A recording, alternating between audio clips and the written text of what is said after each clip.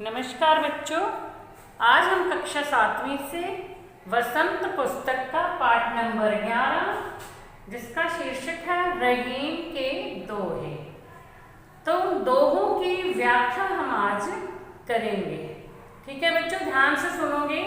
ये जो दोहे हैं ये रहीमदास जी के दोहे, कबीरदास जी के दोहे या मीरा के पद, इन्हें हम गाकर भी बोल सकते हैं। तो आप बच्चों को ये दोहे जो है बोलने भी आने चाहिए, दोहे याद होने चाहिए। जब दोहे याद होते हैं, हम कोई भी एक्टिविटी यानी कोई गतिविधि ली जाती है तो उसमें ये आ जाता है कि ये दोहा गा करके सुनाओ। तो आप बच्चों जो है वो कैसे गाओगे, अब मैं आपको एक बताती हूँ, उसी के आधार पे आप सब दोहे जो है गा के सुना सकते हो। तो पहला ही दोहा है, चलो हम वैसे तीसरा दोहा, तरवर फल नहीं खाते हैं सरवर पियत न नीर, तरवर फल नहीं खाते हैं सरवर पियत न पान, कही रहीम पर काज हित संपत्ति सचे ही सुजान, रहीमा संपत्ति सचे ही सुजान। तो इस तरह से आप प्रत्येक दोहे को गा सकते हो। तो अब हम दोहों की व्याख्या यानी सरलार्थ शुरू करते हैं। चलो, पहला दोहा है, कही रहीम संपत्ति सगे बनत बहुत बहुरीत, विपत्ति कसोटी जे कसे तेई सांचे मीत। तो सबसे पहले इसमें जो कठिन शब्द हैं उनके अर्थ यदि कही रहीम, रहीमदास जी कहते हैं संपत्ति, संपत्ति समझते हो, धन दौलत जायदाद धन जो सब कुछ हमारे पास होता है वो। सगे, यदि धन संपत्ति हमारे पास है तो बनत बहुत बहुरीत, तो बहुत से लोग हमारे सगे संबंधी यानी रिश्तेदार बनने की कोशिश करते हैं। अब कवि क्या कहना चाहते हैं, यदि व्यक्ति के पास बहुत सी जायदाद है, धन दौलत है, संपत्ति है, तो बहुत से लोग जो हैं उनके रिश्तेदार बनने की कोशिश करते हैं। तो आपने देखा ही होगा कि पैसे वालों के तो सारे ही रिश्तेदार होते हैं, और जो गरीब व्यक्ति होता है उनके रिश्तेदार होते हुए भी वो ये नहीं बताना चाहते कि ये मेरा भाई है या मेरा इसके साथ क्या रिश्ता है, क्योंकि वो सामने वाला बंदा गरीब है, गरीब से कोई रिश्ता नहीं बनाना चाहता। तो इसलिए रहीमदास जी कहते हैं, जब व्यक्ति के पास धन दौलत होती है तो बहुत से लोग उसके रिश्तेदार बनने की कोशिश करते हैं। विपत्ति कसौटी जे कसे, विपत्ति यानी कठिनाई के समय में, मुसीबत के समय में जो कसौटी जे कसे, जो खरा उतरता है उसका साथ देता है, मतलब कभी साथ नहीं छोड़ता, मुसीबत के समय में भी साथ नहीं छोड़ता, तेई सांचे मीत, वास्तव में वही सच्चा मित्र होता है। ठीक है, कि जब व्यक्ति के पास धन दौलत होती है, जायदाद जमीन जायदाद होती है, तो बहुत से लोग उसके रिश्तेदार बनने की कोशिश करते हैं, लेकिन वास्तव में सच्चा मित्र कौन सा होता है, जो विपत्ति के समय में या कठिनाई के समय में भी उसका साथ नहीं छोड़ता।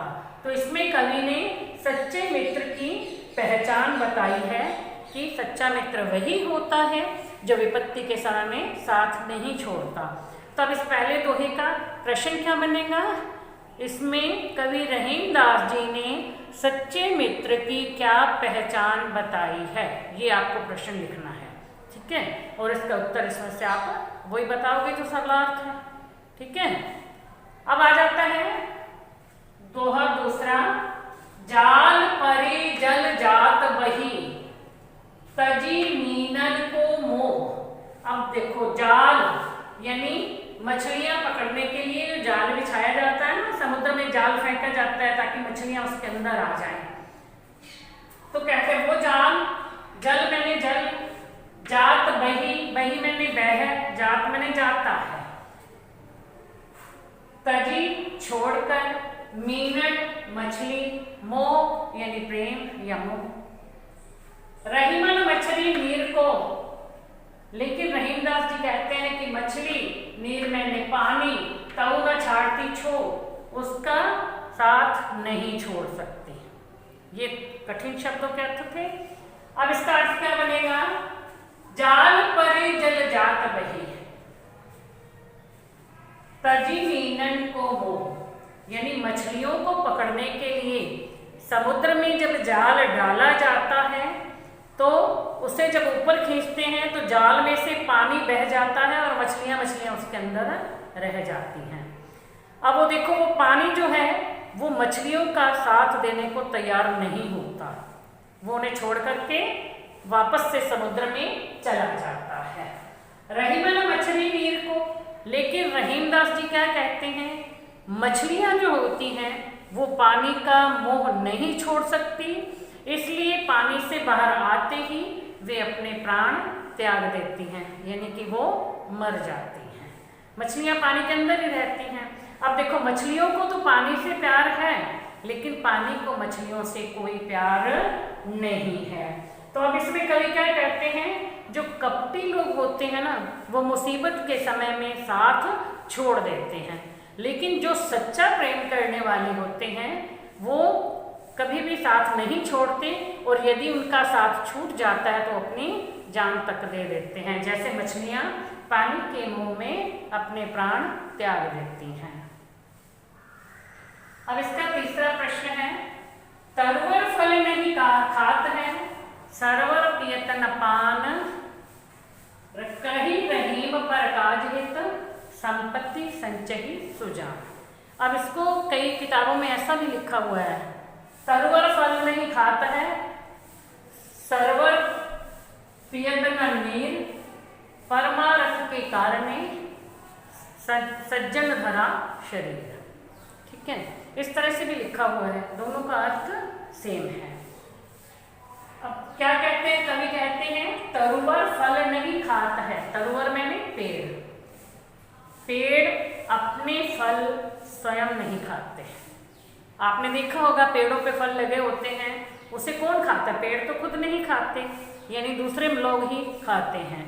तो पेड़ अपने फल नहीं खाते, सरोवर अपना जल स्वयं नहीं पीते, वो भी दूसरों को प्यास बुझाने के लिए ही इकट्ठा करते हैं जल, उनके पास उनके जल से दूसरे लोग प्यास बुझाते हैं। इसी तरह से कहीं रहीम पर काज हित, पर काज परोपकार के लिए, दूसरों के उपकार के लिए। संपत्ति संचय सुजान, संपत्ति का संचय करते हैं, सुजान मैंने सज्जन व्यक्ति।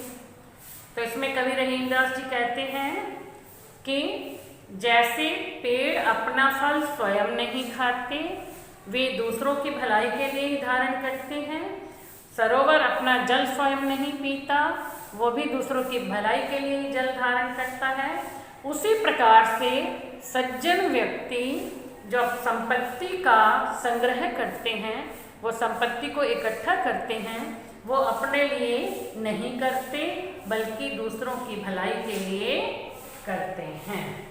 तो इसमें मतलब क्या बताया गया है कि परोपकार का बड़ा महत्व होता है, मनुष्य को अपने जीवन में परोपकार करते रहना चाहिए।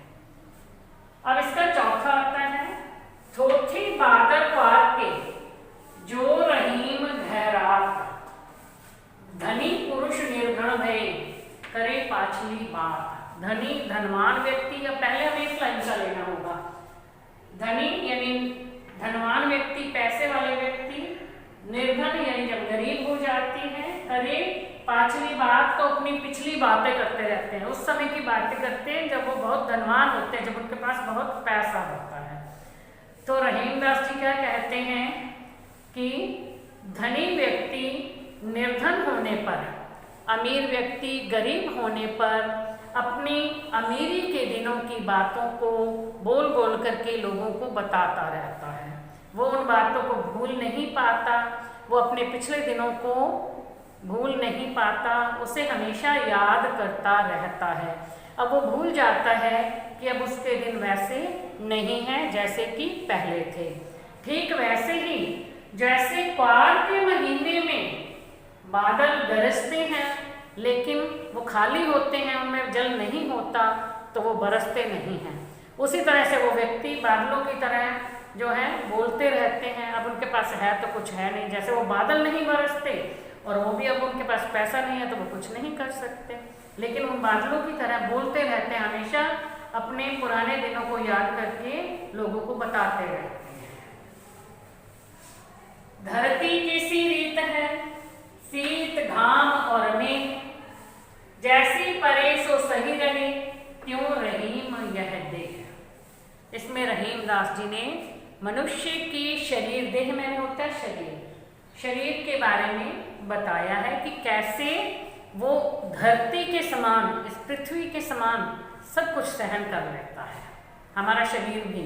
अब जैसे ये धरती है, ये क्या करते हैं, ये चाहे सर्दी हो, चाहे घनी धूप हो और चाहे बरसात हो रही हो, ये ना कभी बाढ़ आ जाती है, कभी सूखा पड़ जाता है, कभी कुछ होता है, तो ये सब कुछ ये धरती चुपचाप से सहन कर लेती है।